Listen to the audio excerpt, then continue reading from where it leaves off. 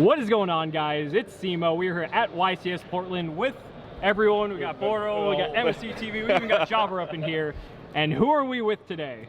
My name is Yishan McNabb. And what did you just do? I got second place at YCS Portland with Gren Maju. Okay, so why on earth, of all decks, in this format would you go with Gren Maju?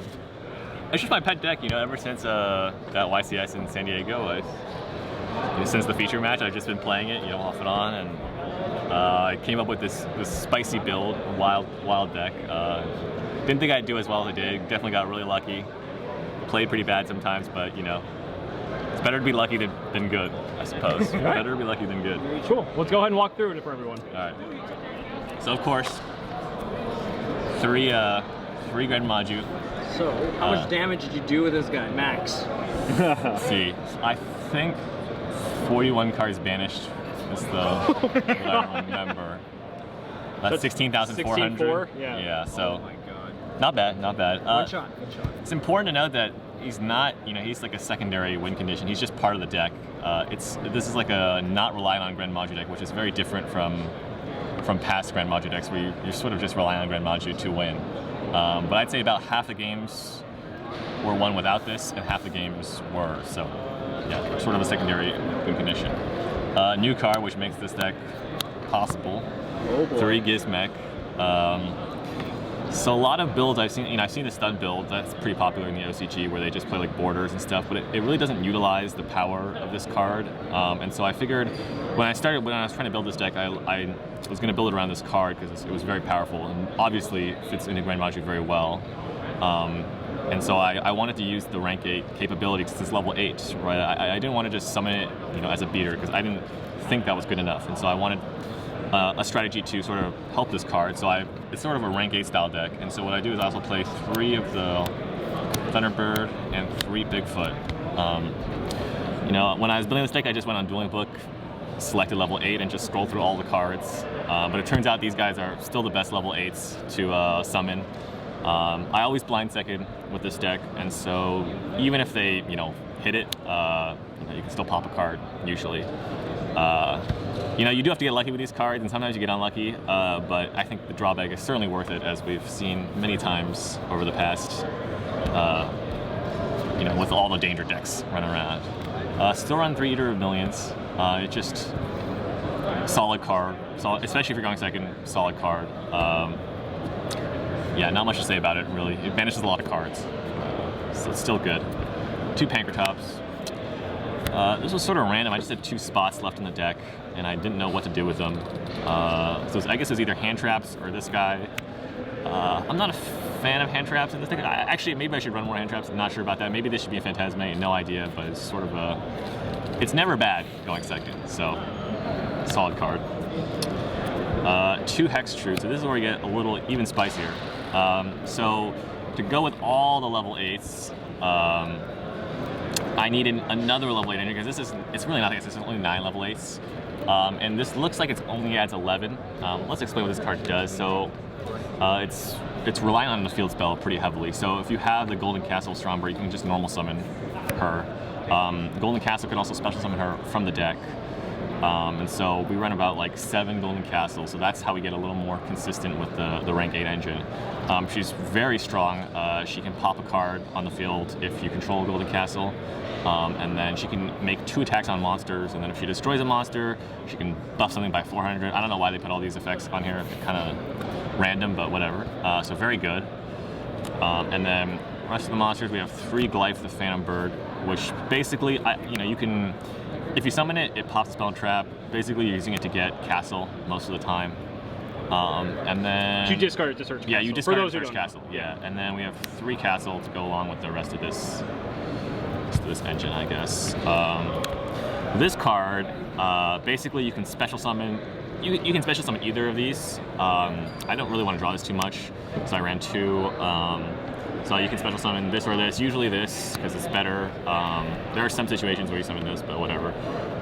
This guy, so yeah, he's got 3 effects basically. Can special one of these guys from deck, and then you can't normal summon for the rest of the turn. But that's okay, because the only card you ever normal summon, really, in this deck is this. So that's a lot of Gren Maju decks have this weakness where they don't have good normal summons, and so this is basically your normal summon. And so that was sort of the theory going into the day. So can special one of these from deck. During the standby phase, I have to manage 10 face down. It does boost Gren Maju, and that can be relevant sometimes. So it's pretty cool. And then Did that banished in everything they use? Good question. I'm not too sure. I've played this deck for a while now, just online and in person sometimes, and I'm so used to the Banish 10 that it's just sort of part of the game plan. Like, if it starts to get, of course you can get really low. In my top 16 feature match, I was like 1 card left. I was playing against Necroz. My opponent made a mistake and summoned the Valk for some reason. And I knew the last card was Gren Maju. So I drew an attack for game. But that game I would have lost, if he just kept the Valkyris in his hand. He could just negate the attack, pass to me again, can't draw, so I lose. So it does, yes, it can come up. It's good and bad. It's a double-edged sword, right? This deck tends to run out of cards extremely fast. It's a fast deck. You're literally blowing through your whole deck in like the first 3 turns, and so a little risky, but a lot of fun. A lot of fun. It's exciting. 3 Pot of Desires. Yeah, gotta play this card. When I was playing testing, sometimes I would take one out if I really needed to grind, because like I said, this deck just blows through the cards so fast. And it's like, maybe you want Snake in that matchup more, so you want to activate Snake more times instead of drawing cards. But I very rarely set it out. It's just too good. Too good. And I made 3 Super Poly. It was great, actually, today. It's funny, because I played against a lot of matchups where it wasn't good, but I never drew it. And then when I played against matchups where it was good, I did draw it. I sacked a lot of people with this card. I sacked my top 8 matchup against Walter Jewell with this card. Basically, I summoned a Danger, and I top decked this, and he had like a bunch of Salamangreat traps face down, and you can hold priority after card effects resolve if you're the turn player. So I activated this, took his board, and then ended up winning that game. So it's very good. This deck has a very good Salamangreat matchup, and so this is one of the reasons why. I also think if you're playing like a not a meta deck and you want to do well, you might as well go for the sacky cards, right? You need to sack people to win, and so especially your deck is not as strong as other decks. 3 Call by the Grave. This is the most not sure about this card. I was talking with my friend. He thought maybe Phantasma would be better, or maybe just a hand trap, but it was fine all day. There are a lot of annoying cards for this deck, like the Heretic Seal. So you can sort of negate that, although this doesn't have a great matchup against combo decks, especially now that a lot of people are banishing cards from your extra deck. So this card isn't even as good because they'll just take your Starving Venom. So yeah, this card's good though, solid card. And then 3 Trade-In, so all the level 8s. I really like this card. You can just blow people out, right? You discard a Danger, pop a card, discard Gizmek, it can summon from the graveyard anyway, so it's like drawing 2 for free. Against my Necroz opponent, he summoned maybe I don't remember what happened in that game, sorry. I got 1 Terraforming, search Castle, so that's good. Then 1 Foolish to send the Gizmek, and then 1 Monster Reborn. Really like this card in this deck. A lot of times you need to revive stuff in your graveyard. It's like I was worried, if I have a Danger and a Gren Maju, if I discard the Gren Maju, then maybe I'll, this is like a 4th Gren Maju. And there are a lot of good rank 8s to revive. Yeah, so that's the main deck. Any questions? Any questions on the main deck? Just 40? Just 40, yeah. Cool. It's a little risky because you blow through your deck so fast, but you gotta draw Gren Maju, right? So let's see what else you got. All right, extra deck, a bunch of rank 8s. So these, no one ever summons this by overlaying 2 rank 8s except me. Turns out, yes, there's 2 level 8 monsters on there. Wow. It's generic. It's generic, yeah. I just like, oh, this card's pretty good. And the protection effect is bonkers, I think. Really makes this card incredible, especially if you have 2 materials and it's not once per turn. So there are a lot of like, I need to protect a floodgate. It's not once per turn, you just detach, whatever, yeah. 1 Hope Harbinger. Only use this in my last 2 matchups against Striker. This deck has a pretty bad Striker matchup. And so he does work, but wasn't good enough in the finals.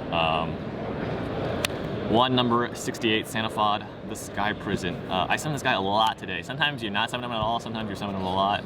Put like 3 Salamangreats. Basically what you can do is you can detach material, and then neither player can special summon from the graveyard, which just, I mean, it just hurts Salamangreat a lot. And it's just it's a very solid card. Summon him a lot today. I played against Infernoid round 1. Thank God, because Layer of Darkness is very hard for this deck to deal with, but if you can get this guy against Infernoid, they have a hard time winning because they can't summon from grave. Then Zombie Stein, 2 level 8 darks. I summoned him once, okay, maybe the weakest rank 8 out of all of them. Just the fact that he sort of has to pitch a card to negate something and changes himself to defense. Luckily with Castle, that's not a huge problem. Oh, did I not talk? Oh my God, so sorry.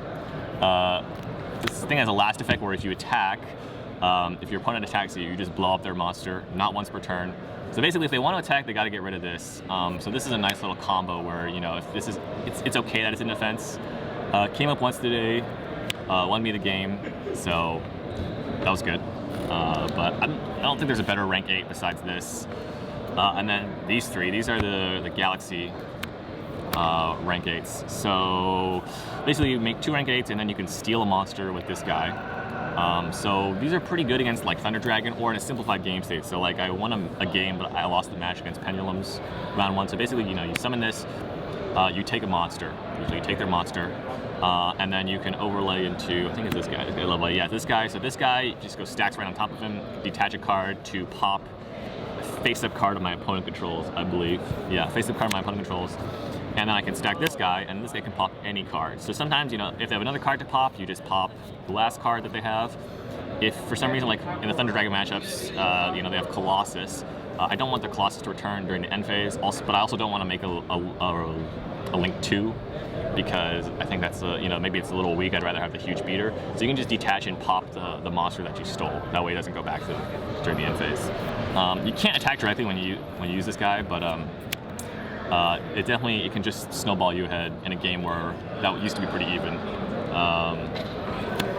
And then for the only 2 Link monsters I summoned today, Barricade Board Blocker and Nightmare Phoenix. So this card is just great in Gren Maju. It's going to be here for a long time in these kind of decks, where you just clear out the last background that they have and then attack for game. Barricade Board Blocker is a little more interesting. It protects your Golden Castle. So like this is like a, you know, yeah, these 2 out, they can't attack this because this will kill something, and then if they can't kill this because this protects it. And so I won a game today because of this. So that was nice. Yeah, so this card's pretty good. I never summon these guys. Definitely should play these 2. I was thinking about playing the BLS Link. There are a lot of level 8s or higher in this deck, and the card's pretty good. So I just didn't really have time to get it for the tournament, so I didn't play it. This card I use sometimes, almost never. Sometimes if you go with the rank 8 plays, you make like a Link 2, like either this or Phoenix, and then you want to make another rank 8 because your hand's very good. I'm not sure if this card's necessary. Just got banished by Eater a lot today, all that stuff. And then the last 3, all super poly targets. Murdragon, summoned him once against the Necroz player. Chimera, I was thinking about playing Dixpler Chimera, which is like the 2 Cybers super poly target, but I figured no one was going to play like Murincess or something, and this guy's also level 8, which is extremely relevant, because, you know, a lot of times you just blow your Salamangreat player opponent out, summon this guy, summon another level 8, attack, make Sanafod, and, you know, they're toast from there, usually. This guy came up, clutch 2. You can use your own monsters. It helps sometimes to go for game, so don't want to forget that. Notice no extravagance in a Gren Maju deck, which is pretty, I really was uncomfortable with that because extravagance is such a powerful card, but you really just cannot play extravagance in this deck because all your dangers draw, you have trade-in, Pot of Desires, and then you also, the extra deck really does matter in this deck, and so you can't really afford to play extravagance. But that's not saying that extravagance Gren Maju decks are bad. They're probably very good as well. I just wanted to try this out today. Side deck, let's see, this is the best card in the side deck by far. There can be only one. I played like 3 Salamangreats today, and so this card just is lights out. if you notice, so we'll go through the monsters again. They're almost all different. Fiend, Machine, Winged Beast, Beast. This is also Fiend, unfortunately. And then Dinosaur, and then Hextrude is a spellcaster, and then Glyph is also a Winged Beast. But yeah, so this card is very good. Honestly, I wish I played more Floodgates, because I think those are just the, you're just trying to cheese wins, right? And so, maybe more Floodgates would have been better. Not sure, but some Spell and Trap removal. 2 of this. I didn't play 3 of this because I was also playing Gamma, which I saw like once today, unfortunately. Maybe just more hand traps. Maybe you could play like 6 hand traps. I just want to play a hand trap that couldn't get called by the Graved. That's basically, if you're not gonna play that many hand traps, you should play ones that won't get called by the Graved. Because yeah. So these were like okay. This helped against Striker in my top 4 match, and these were solid. And I wish I drew this more. And then my last card in the side deck was 3 Eradicator. Never resolved it once, unfortunately. I really brought it in against Striker. I brought it in once, but it was a mistake. I shouldn't have brought it in. And I just never drew it against Striker, so whatever. I brought it against Necroz once, but I never got the chance to activate it. I'd probably just play Gozen match instead of this card. Striker matchup's pretty bad. I gotta think. I'm gonna have to go and think about how to deal with that matchup because it's pretty tough. But yeah, that's it. That's the deck. Awesome. Any final shout-outs? Yes, I have a few shout-outs. We're running a Yuga Club at my school, Yuga Club at UCI. So if you guys are, maybe if anyone's planning to go to that school, make sure to check us out. We have a YouTube channel, which is Yu-Gi-Oh! At UCI. We post videos with whoever in the club, just posting random videos, so it's pretty interesting. My girlfriend, she's sad that we have to drive back. Probably could have left like 5 hours ago if I just lost in top 32, but can't do that. And then of course to everyone in the club, and yeah, that's basically it. Thanks to everyone that I've been playing. Moved down here moved to Cupertino for an internship. I've been playing with some people at Channel Fireball, which is doing some Yuga tournaments, and so thanks to them as well. Yeah, that's about it. Awesome. Congrats, man. Thank you. Yeah, thanks so much. Appreciate it.